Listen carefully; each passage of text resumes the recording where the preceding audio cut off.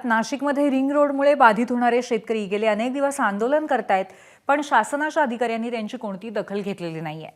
मंत्र्यांसोबत बैठका होऊनही शेतकऱ्यांना न्याय मिळत नाहीये। त्यामुळे रिंग रोडच्या विरोधात शेतकरी आपल्या कुटुंबांसोबत नाशिक ते मुंबई आझाद मैदानाकडे पायी लॉंग मार्चसाठी काल निघाले होते। मुंबई पोलिसांची परवानगी नसल्याचं कारण सांगून नाशिक पोलिसांनी या शेतकऱ्यांना इंदिरानगर पोलीस ठाण्यापाशी थांबवून ठेवलं।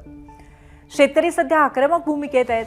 त्यांच्या मागण्या पूर्ण होत नाहीत तोवर आम्ही प्रशासनाच्या विरोधात लढत राहणार, अशी भूमिका रिंग रोडच्या विरोधात शेतकऱ्यांनी घेतली आहे।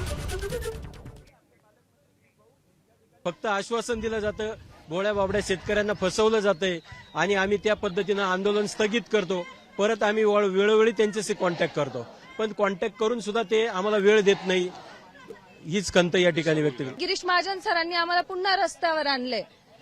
आमच्या मागण्याही पूर्ण होत नाही। रिंग रोड बाधित शेतकऱ्यांमध्ये सगळ्या शेतकऱ्यांची शेती त्याच्यात जातीये। तुम्ही आम्हाला कवडी मोल भावामध्ये आम्हाला मोबदला देताय आणि जो काही अलाइनमेंट आहे तो चुकीचा अलाइनमेंट आहे। तो चुकीचा अलाइनमेंट असल्या कारणाने तुम्ही 2 अधिकाऱ्यांना निलंबित पण करताय। मग तुम्ही जर त्या 2 अधिकाऱ्यांना निलंबित करताय, मग तुम्ही तो प्रोजेक्ट घेता कसं काय रस्त्यावर? त्यांनी अधिकाऱ्यांची मीटिंग बोलवली होती, पण ही यांनी घडून दिली नाही। ती घडून न देण्याचं कारण काय?